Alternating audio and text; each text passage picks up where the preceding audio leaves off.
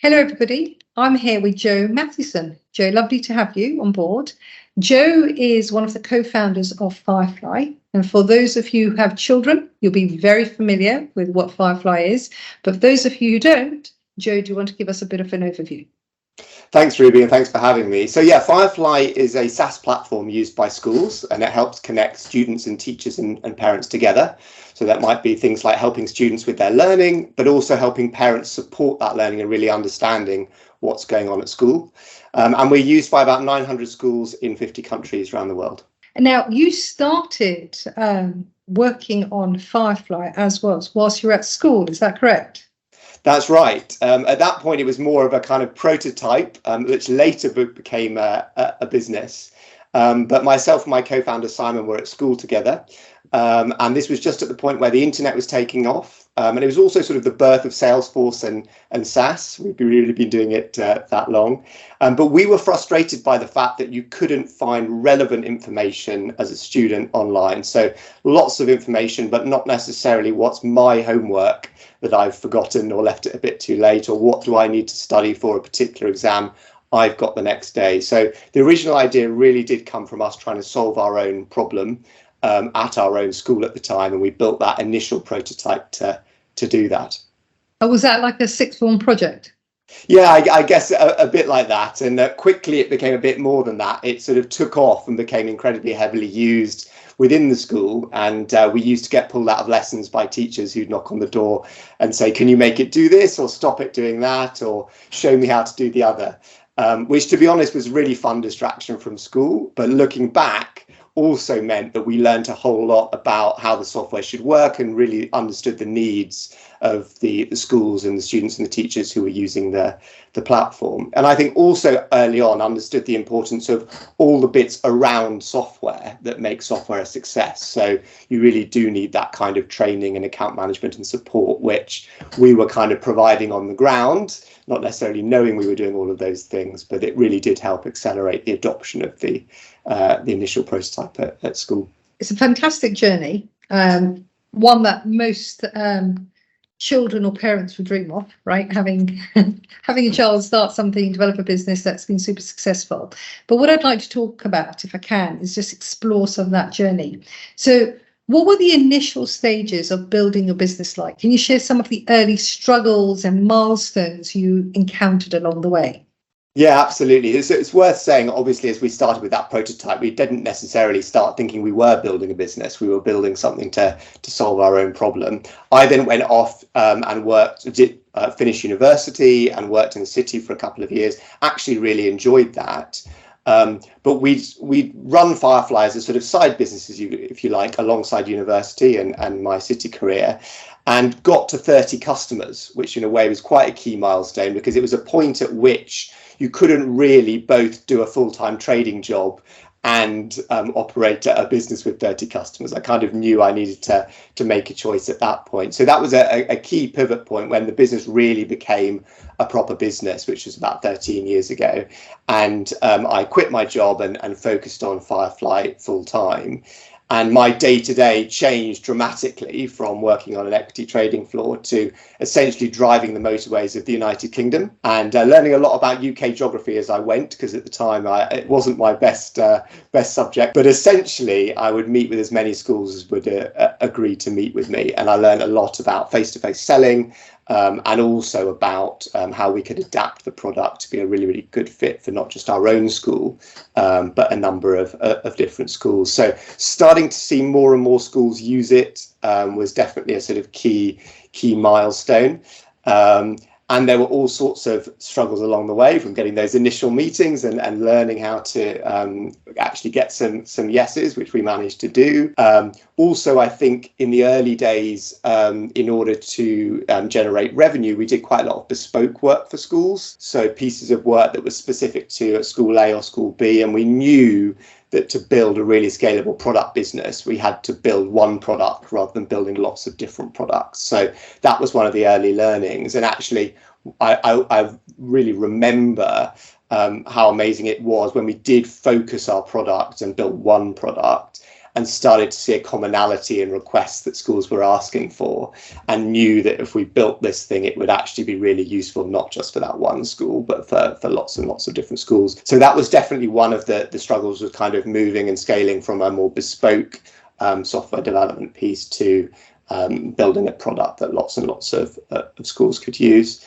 And there was also scaling of the team and people, right? There came a point where I couldn't do all of the meetings because there were just too many, and we needed to start hiring people, and you need different people and different skill sets and so on as you grew. So that was also something that was a kind of learning throughout the journey, I guess. The successful sale of your business is obviously a significant achievement. Could you talk us through the process of selling your company? What were the factors that led you and your co-founder to that decision? And how did you negotiate the deal? Sure, it obviously was a big moment for the business. But taking a few steps back, I guess we felt for the last few years that success in our sector would really come through consolidation. There were lots of smaller companies offering different solutions to schools, and that's quite tricky for schools to navigate and to buy from. And we felt there was real value bringing together lots of different best of breed systems. And we felt that strongly enough that we'd actually made a couple of acquisitions ourselves over the last 3 years, both in the parent communication space and also the rewards and motivation space. And those had gone really well, and we managed to integrate those products with our own suite and sort of build out the functionality. And we've seen a really good response from our customers in terms of taking on that additional product set. So it kind of, in a way, had proven that the hypothesis was definitely the case. And so we kind of approached our next move, if you like, with that as the backdrop.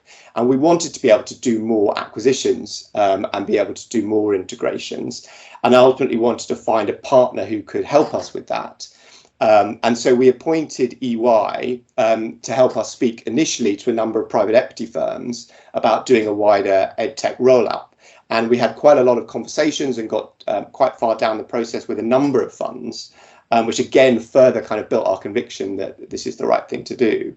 But sort of in parallel with that, we got approached by a strategic in our sector, initially talking to us about how to integrate the two products, because it was a complementary product that they had.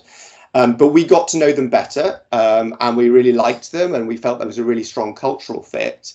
And they started to talk about doing something more and doing an acquisition of our business. And as we got to understand their culture and also the strategy they had, we felt there was an unusually strong fit there. And so we started to having more serious conversations with them about acquisition, and ultimately they did acquire us. But we were in a good position that we had sort of prepared things, and we had advisors in place, which I would definitely encourage others to do it, to help support a process like that.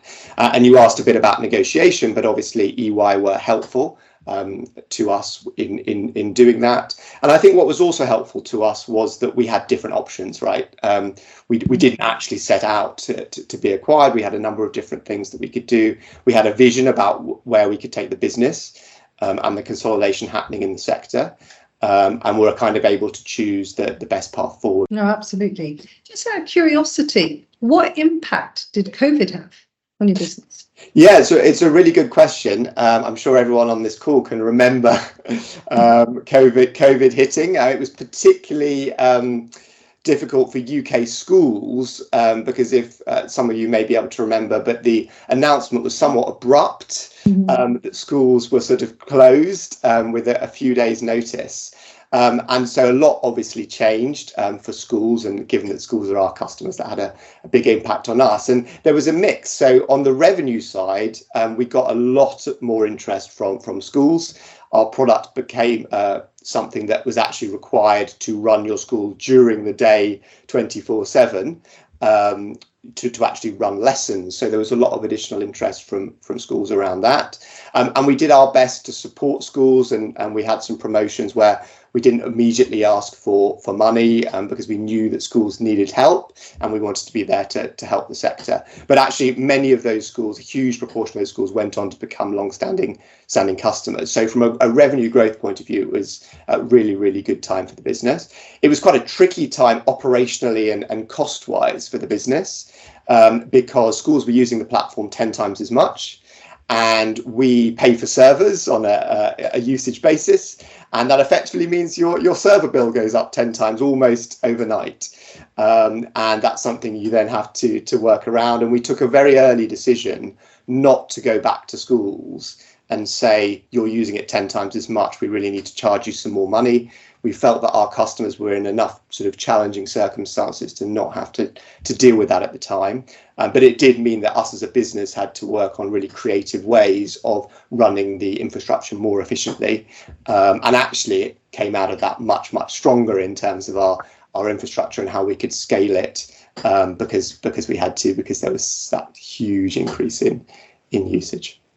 And from that increase in usage, obviously there must have been an increase in the brand and perception of Firefly. Because, you know, if you're a bit of a naive parent like me, who hardly ever went online on anything, I've gone from having no knowledge of who you guys were to, unfortunately, it was in my face and I had no option apart from to go via the platform. You know, it's a double-edged sword, isn't it? It's really great on one hand, but did that have any sort of fundamental change to your business model going forward? It did. I don't think it made a fundamental change to the business. You're right to highlight it. It did really raise awareness of the platform. And it also accelerated a trend we were already seeing. So over the past few years prior to COVID, we had been building more and more parent-related functionality. Even prior to COVID, there was more appetite, both from schools and from parents, to really understand, what is my child doing at school? And, you know, parents are used to having access to so many things at their fingertips that are so important to them, whether it's your banking app to see exactly what's happening with banking.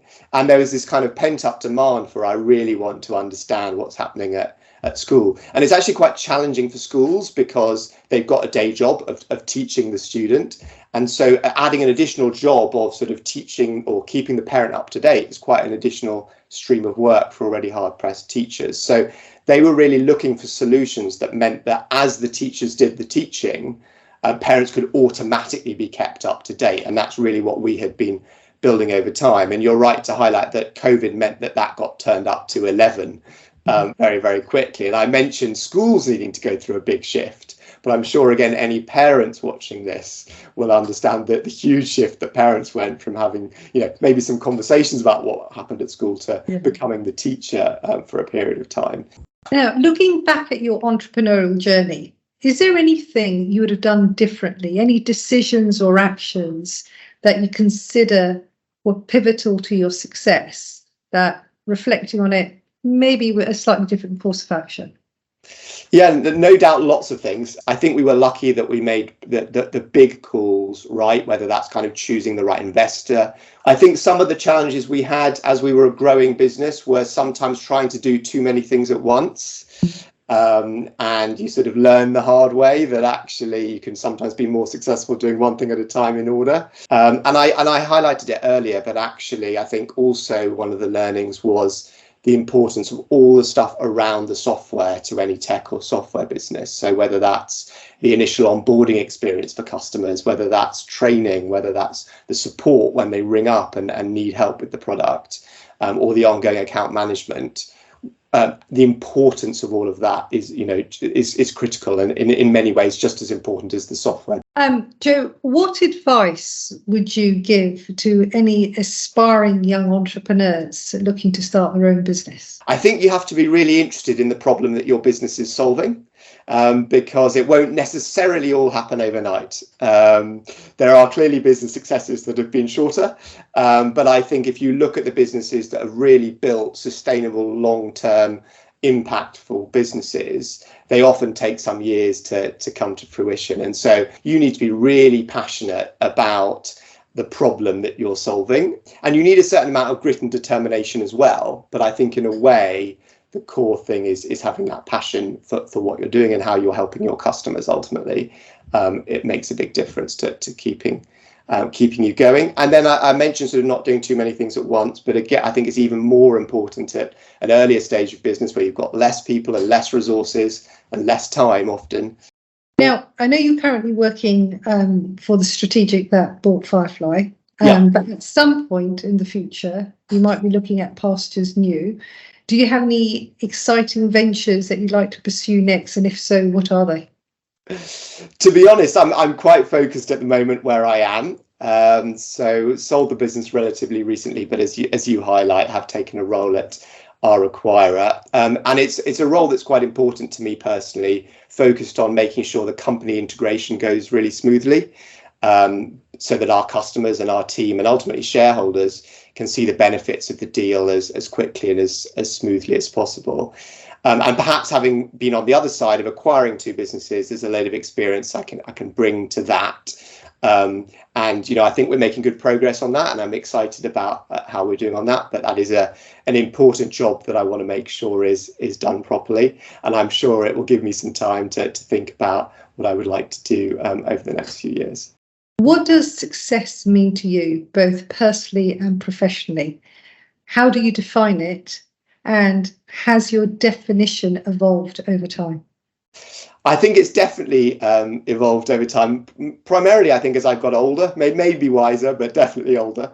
I definitely think now more about my health and of my health and my family's health, and I guess ultimately our fulfillment and happiness, which sounds a little bit woolly, but I think is really, really important.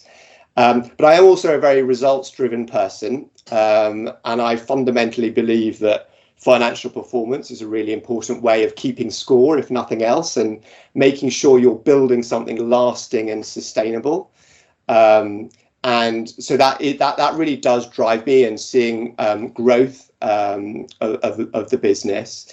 And I think it sounds really basic, but I think it's just such a great signal when customers are actually willing to pay you to do what you do. And that when people see financial results, they might seem like cold hard numbers, but actually hidden behind that is lots of decisions people have made with their hard-earned cash in their own businesses to trust you to deliver a really high quality service. Thank you, Joe. It's been an absolute pleasure speaking to you. Thank you very much, and I look forward to seeing what happens in the future. You're welcome. Thanks, Ruby. Take care.